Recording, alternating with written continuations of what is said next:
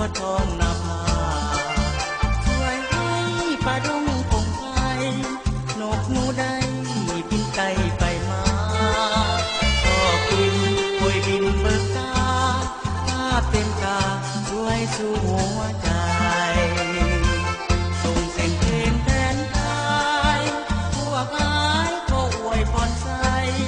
ถึงคนใจน้องนางแนวหลังแม่นหักคิดทอดกันหน้าที่นั้นแน่ใจฟ้าฟังใครกายแต่ใจเคียงกันพออุดมการอันเดียวกันราตรีแนวหน้าเดือนดาวแจ้งเปล่งแสงประกาย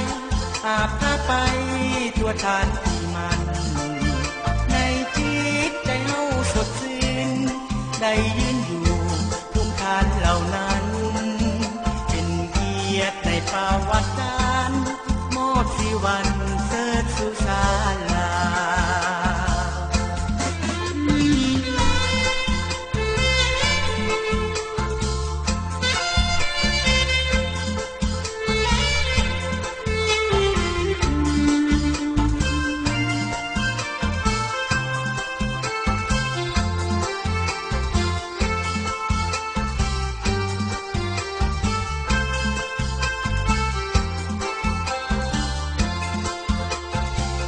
ส่งเสียงเพลงแทนไทยพวกอายก็อวยพรใสถึงคนใจน้องนางแนวหลังแม่นหักคิดทอดกันหน้าที่นั้นแน่ใจฟ้าฟังใกล้กายแต่ใจเคียงกันพออุดมการอันเดียวกันราตรีแนวหน้าเดือนดาวแจ้งเปล่งแสงประกายอาบพาไปทั่วทานที่มันในจิตใจเฮาสดชื่น